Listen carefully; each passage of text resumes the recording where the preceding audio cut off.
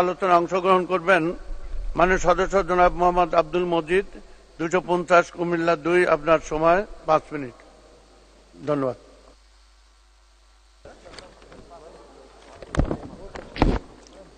বিসমিল্লাহির রহমানির রহিম।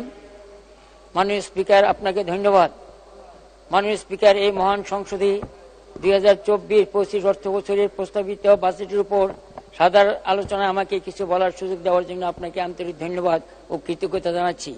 মাননীয় স্পিকার, আমি আমার বক্তব্য শুরুতেই শ্রদ্ধাভরে স্মরণ করছি হাজার বছরের শ্রেষ্ঠ বাঙালি স্বাধীনতার মহান স্থপতি জাতির জনক বঙ্গবন্ধু শেখ মুজিবুর রহমানকে।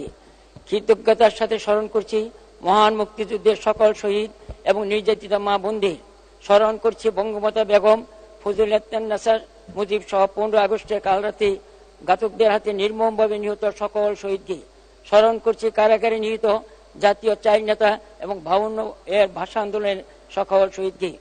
মাননীয় স্পিকার, মাননীয় প্রধানমন্ত্রীর দিক নির্দেশনায় মাননীয় অর্থমন্ত্রী আবুল হাসান মাহমুদ আলী তার অপূর্ব দক্ষতা বিচক্ষণতায় 6 জুন 2024 ও 25 অর্থ বছরের জন্য একটি কল্যাণমুখী বাজেট পেশ করেছেন, যার আকার 7,97,000 কোটি টাকারও বেশি।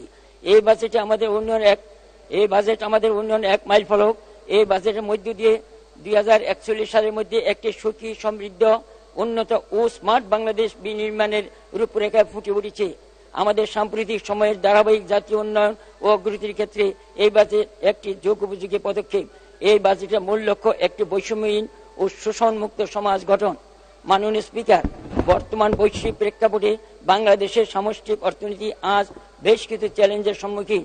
এইসব চ্যালেঞ্জের মধ্যে মূল্যস্ফীতি নিয়ন্ত্রণ, রাজস্ব আহরণের প্রবৃদ্ধি, পরিবর্তনশীল প্রযুক্তি ও মানব সম্পদ উন্নয়ন, সর্বোন্নত দেশের পর্যায় থেকে উত্তরণ বিশেষভাবে উল্লেখযোগ্য। বৈশ্বিক প্রেক্ষাপটে উদ্ভূত এই ধরনের সকল চ্যালেঞ্জ মোকাবেলার লক্ষ্যে বর্তমান সরকারের প্রথম বাজেটে কার্যকর নীতি কৌশল অন্তর্ভুক্ত হয়েছে বলে আমি মনে করি। তাই এই বাজেটের জন্য মাননীয় অর্থমন্ত্রীকে জানাই আন্তরিক ধন্যবাদ। মাননীয় স্পিকার, প্রস্তাবিত বাজেটে শিক্ষা প্রযুক্তি খাতকে অগ্রাধিকার দেওয়া হয়েছে। এই খাতে মোট বাজেটের 14% ব্যয় হবে।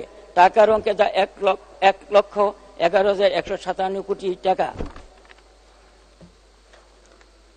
মাননীয় স্পিকার, সামাজিক নিরাপত্তার খাতে প্রায় 10,000 কোটি টাকা বাড়িয়ে 1,36,026 কোটি টাকা বরাদ্দের প্রস্তাব করা হয়েছে। এর সরাসরি উপকারভোগী হবেন আজকে প্রবীণ জনগোষ্ঠী, বিধবা ও স্বামী পরিত্যক্তা মহিলা সহ দরিদ্র জনগোষ্ঠী।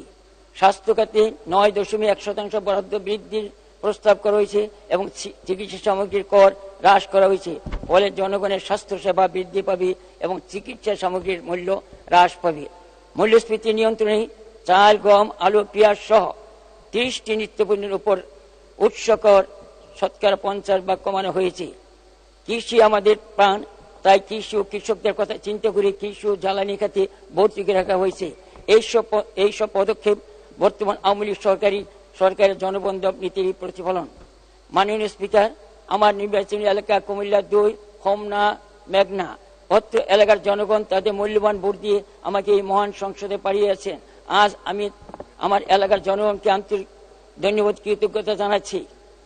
এখন তাদের পক্ষে আমি কিছু দাবি আপনার মাধ্যমে তুলে ধরতে চাই। মাননীয় স্পিকার, টেকসই উন্নয়নের জন্য প্রয়োজন ধারাবাহিকতা। বিগত 1.5 দশকে বাংলাদেশ আওয়ামী লীগ ধারাবাহিকভাবে দেশ সেবার সুযোগ পেয়েছে, তাই সারা বিশ্বে বাংলাদেশ আর উন্নয়নের রোল মডেল।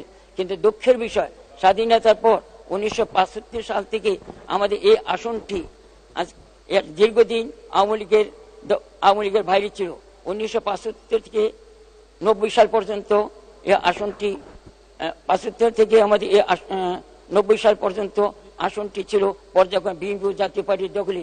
পরবর্তীতে বিএনপির এম.কে. আনোয়ার সাহেব 1991 থেকে 2013, জাতীয় পার্টির আমির হোসেন 2014 থেকে 2018, আওয়ামী লীগের সেলিম আহমেদ মেরি 2019 থেকে 2023 এবং সর্বশেষে 2024 সালে আমি অধ্যক্ষ আব্দুল মজিদ এই আসন থেকে সংসদ সদস্য নির্বাচিত হই। এইভাবে ঘন ঘন বিভিন্ন দলের সাংসদদের পালাবদলের কারণে এই আসনের জনগণ কাঙ্ক্ষিত উন্নয়ন থেকে পুরোপুরি বঞ্চিত। এই ব্যাপারে প্রয়োজনীয় পদক্ষেপ নেওয়ার জন্য মাননীয় প্রধানমন্ত্রী সহ সংশ্লিষ্ট মন্ত্রী মহোদয়গণের আশু দৃষ্টি কামনা করছি। আরো উল্লেখ করতে চাই, বহু পূর্বে হোমনা উপজেলা সদরে শেখ রাসেল মিনি স্টেডিয়াম স্থাপনের অনুমোদন লাভ করি। এই ব্যাপারে ভূমিও অধিগ্রহণ করা হয়, যার পরিমাণ 5 একর 83%।